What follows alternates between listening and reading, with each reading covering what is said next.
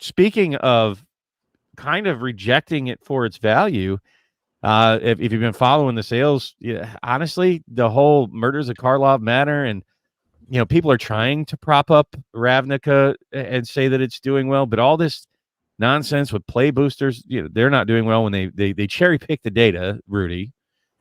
And looking at some of the sales for like the collector boxes. Well, there's a lot of people. One of my personal, I consider him a friend and a content creator, on his channel said, well, I don't know what I'm going to do if I don't open new Magic packs for content.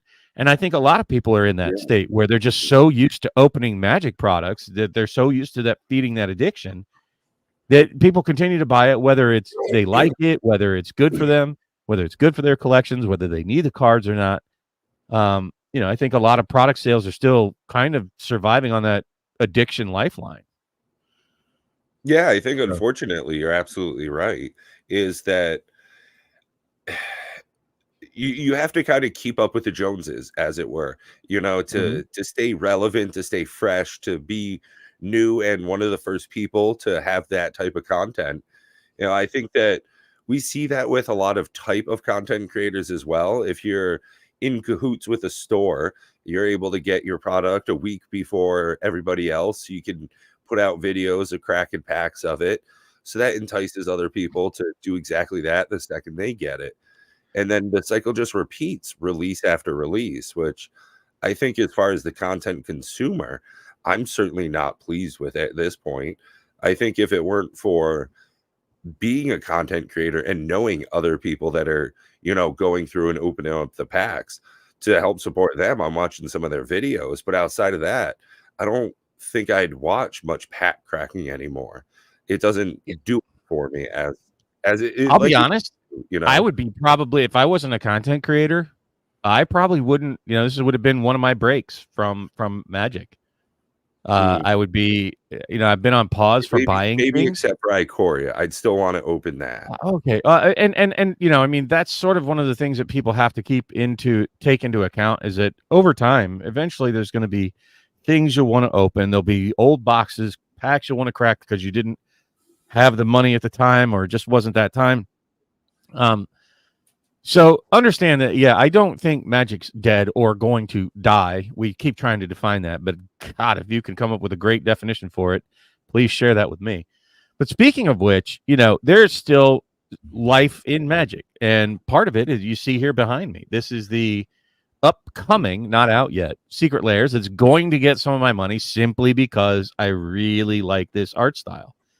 This Pulp Fiction, paperback look. It's clean. You can read the cards. They're not crazy like the special collector boxes for Lord of the Rings. That's like, what does that card say? They have a very unique look. I really dig it. I really do like this.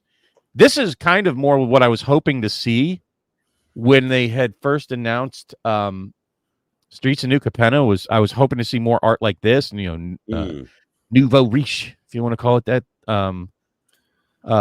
Pulp Fiction looking art style with like Art Deco borders is what I was hoping for, but they gave us a very weird art style in Streets of New Capenna instead. That is not all that reminiscent to me of like the Roaring 20s. Something went sideways there in the art direction. But this does appeal to me, and it looks a lot like that movie poster art that I like from when they did like The Beast Within. And I agree wholeheartedly. Solar God says that it should have been, and it's at least similar art in the double feature, but this is slightly different. This is supposed to represent like paperback novels, like the cover art for Pulp Fiction paperback novel kind of things back from like the 20s and 30s. Whereas the movie poster art was supposed to be more of a movie poster you would see at like a theater. But they're very similar for sure. And yes, I agree. I would much rather have seen something special like this rather than just, hey, take all the same cards and just make them black and white. It's like, well, that was lazy. But I like this. So yes, they're going to get my money. I don't know what's going to happen with the limited quantities. I know that the cat and dog set sold out within like 6 hours. Yeah, I don't know if touch on that. We were discussing that last week, and wasn't terribly surprising that it did move in such a manner. People love that stuff. Cats and dogs are huge, and cat lovers, they're so dedicated to their kitties. And I'm a dog man myself, so who doesn't love a pretty poochie, huh? Well, I believe it's even more than that, though, because it was the first set since they announced they're going to have limited quantities again, right? Like the secret layers had initially. I believe it already happened. Yeah, sorry, it's not up for order yet. I believe it's February 3rd. I'd have to double check that. But the secret layer is called the Hard Boiled Secret Layer. If you want to look it up, it's February 3rd, and they're going to have it up for a month, right? But if that's going to be limited quantities, they can't say how long it's going to be up. I think it'll be up for a month if it doesn't sell out. It should have like it says no longer available. No, what? Cats and dogs. Yeah. No, it's not. Of course it's not, because that was limited quantity. Once they sold out of it, that was it. So it is no longer available. It was 6 hours. They say that this secret layer behind me is going to be up for a month, but I think if it sells out, if there's limited quantities, then yeah, it'll also be gone. And I think that part of that is driving some of the sales for these right now, for the scalpers paradise, the bot buyers, whatever it is. Yeah. The people understanding that it is now no longer print to demand, I think is going to try to entice some people, especially the flippers. That's not why I'm buying it. I'm going to probably buy, I think they only got like 2 copies is what I heard for the cats and dogs. You could only get 2 copies. Really?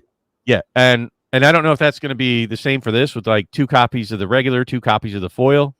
We'll have to see, but I'll order as much as I can. I'm not going to play games with it and sign on with multiple accounts and all that shit. But yeah.